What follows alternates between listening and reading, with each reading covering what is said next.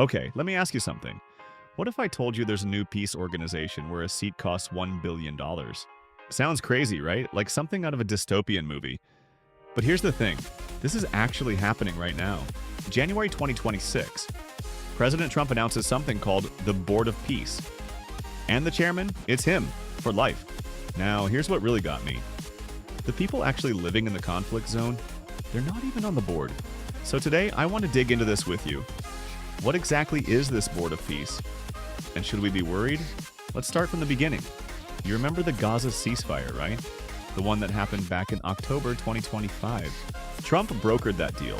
And then in November, the UN Security Council actually approved his 20-point plan for Gaza, Resolution 2803, passed 13-0 with China and Russia abstaining. This was a big deal, huge actually. The resolution basically said Trump's Board of Peace would oversee Gaza's governance, reconstruction, and eventual path to Palestinian statehood. Sounds reasonable so far, right? A transitional body to help rebuild after war. We've seen this kind of thing before. But here's where it gets interesting. The White House released more details on January 16, 2026. And that's when things got weird. So let me show you what's actually in this charter. Because when you read it, your jaw will drop. First, the chairman position. Trump chairs this board. And according to the draft charter Reuters saw, it's for life. Think about that for a second. A peace organization designed to govern foreign territory, chaired permanently by one person. Now, member countries get 3-year terms. But, and this is crucial, the chairman has approval power over renewals. You see what that means? Even if there's voting, the real power sits with whoever controls that approval bottleneck. The charter also says once 3 countries agree to it, the board officially launches. Just 3. That's a pretty low bar. Does this structure remind you of anything? Because to me it sounds like, well, let's just say it's not very democratic. Okay, now let's talk about the money, because this is where people really started freaking out. $1 billion? Here's how it works.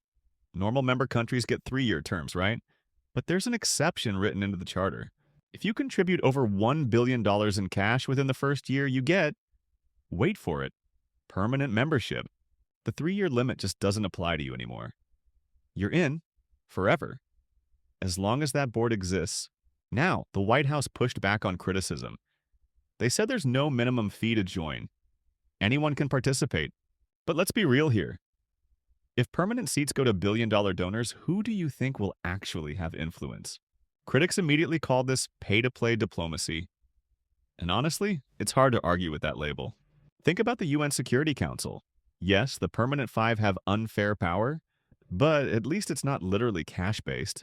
This directly ties money to voting power in a body that governs conflict zones. That's a different level entirely. So where does that $1 billion actually go? This is the question everyone's asking. Let me walk you through it.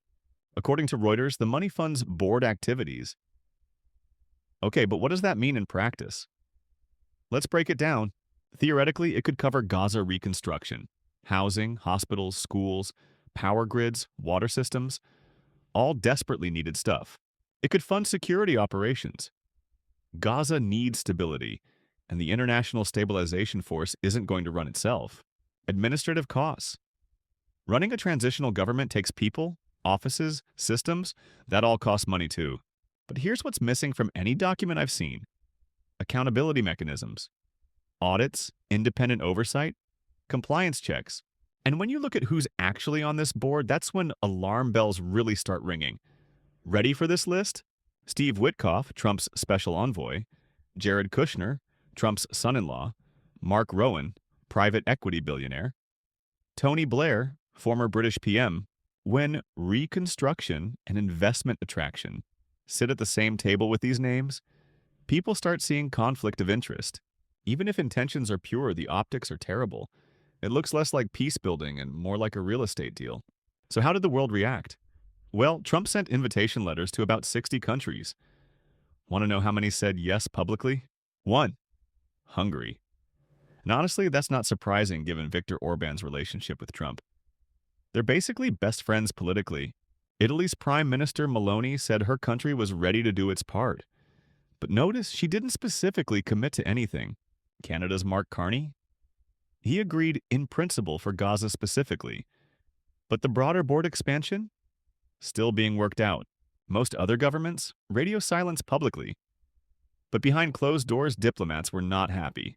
Not happy at all. Multiple Western diplomats told Reuters anonymously that this could undermine the entire United Nations system. That's serious language. One diplomat straight up called it a Trump United Nations that ignores the fundamentals of the UN Charter. Ouch. And Israel? Here's where it gets really awkward. Netanyahu's office said the Gaza executive board wasn't coordinated with them. Turkey's foreign minister is on that board. Israel has serious problems with Turkish involvement. This wasn't discussed beforehand. But here's the biggest criticism that keeps coming up. Look at the board membership list. Notice anyone missing. Palestinians. The people whose land is being governed, whose homes need rebuilding, whose future is being decided, they're not there. Let's talk about the elephant in the room, the United Nations.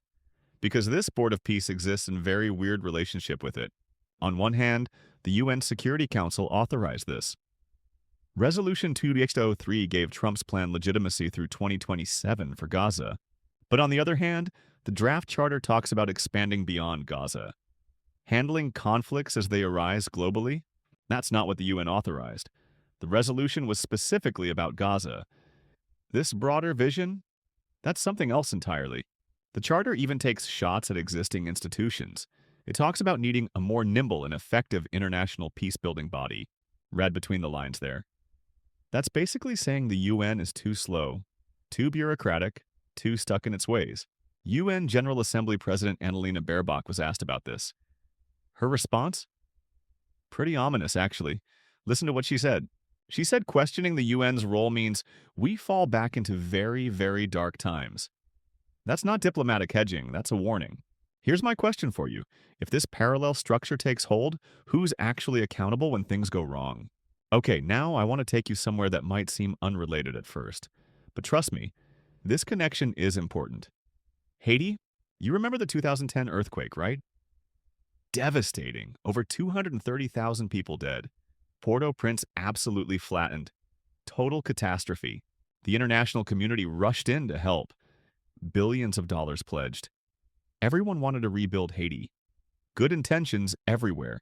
And they created something called the IHRC, Interim Haiti Recovery Commission. Sound familiar? It should. The parallels are striking. The IHRC was co-chaired by Bill Clinton and Haiti's prime minister. It was supposed to coordinate reconstruction, prioritize projects, manage funds, international oversight for a country in crisis, external expertise guiding recovery, donors and government working together. Sounds great, right? But here's what actually happened. And this is where the story gets really uncomfortable. Are you ready for these numbers? Nearly $6 billion was dispersed to Haiti. $6 billion. For a country of 10 million people. That's $600 per person. Guess how much went directly to the Haitian government? 1% of humanitarian aid. Maybe 15 to 20% of recovery funds. The rest? NGOs, private contractors, international organizations. The money flowed through everyone except the people actually governing Haiti. Here's a stat that blew my mind. 75% of U.S. aid money went to contractors based in Washington, D.C. area. Not to Haiti, not to Haitian companies, not to Haitian workers, to American contractors in the Beltway. Think about that. So what happened to Haiti after all that aid? 15 years later? Let me show you where things stand today. January 2026. 1.3 million people internally displaced. That's a record. The highest number ever recorded from violence in Haiti's history. Gang violence controls 85% of Port-au-Prince. The capital. 85% controlled by armed gangs. Let that sink in. The UN's IOM reported a 24% increase in displacement just since December 2024. The crisis is accelerating, not stabilizing. Women, children, elderly, forced to flee multiple times. Living in conditions that UN officials themselves call neither safe nor sustainable. Here's the cruel irony. All that international intervention, all that external oversight, it may have actually made institutions weaker. When you bypass a government instead of building its capacity, that government never learns to function. It stays dependent forever. Haiti got short-term project delivery, but it didn't get functioning institutions, accountable governance, or sustainable systems. That's the trade-off. So now let's connect the dots. If the Board of Peace follows the same patterns, what failure modes should we expect? First, representation collapse leads to legitimacy collapse.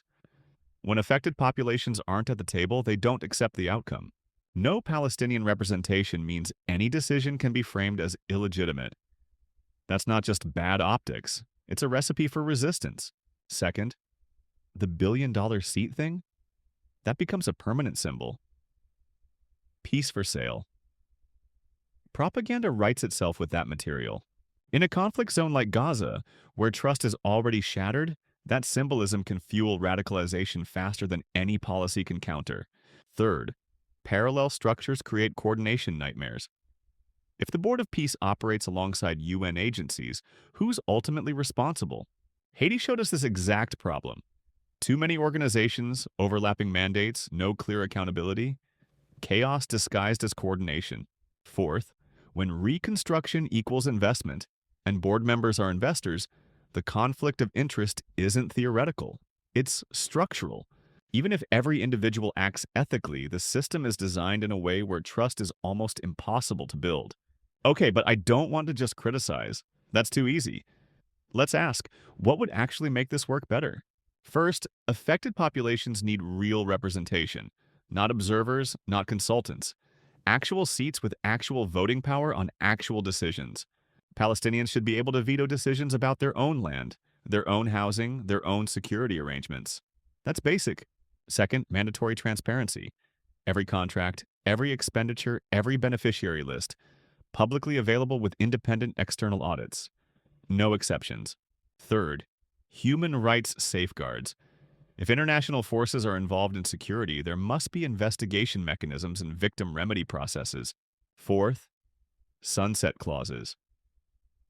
Transitional governance must have hard end dates. Otherwise, temporary structures become permanent occupations by another name. Fifth, clear alignment with existing international law. Not competing with the UN, complementing it, with defined roles and documented responsibilities. The bottom line? Speed alone isn't enough. Legitimacy costs must be paid up front. Otherwise, you're just creating future instability faster. So here's where I want to leave you today. With some questions, not answers, because honestly, I don't think anyone has them yet. Would you trade legitimacy for speed if the alternative is endless war? That's not a rhetorical question. It's a real dilemma. Is a billion-dollar permanent peace seat just honest realism about how the world works?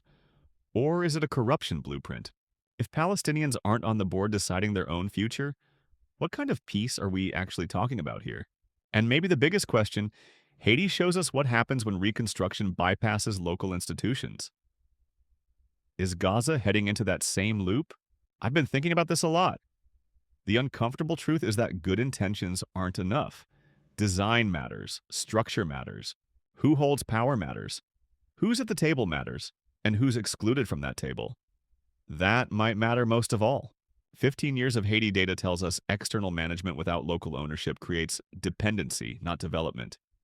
Efficiency without legitimacy backfires. So as you watch this Board of Peace unfold over the coming months and years, keep these questions in mind. Stay critical. Don't just accept the headlines. Ask who benefits. Ask who decides. Ask who pays the price when things go wrong. Because peace isn't just the absence of war. Real peace requires justice. It requires representation. It requires accountability. And whether this Board of Peace can deliver any of that? Well, that's the story we're all going to be watching together. Having heard this story today, what do you think? Drop your thoughts in the comments. I genuinely want to know what you think about all this. Let's have that conversation. That's all for today's story.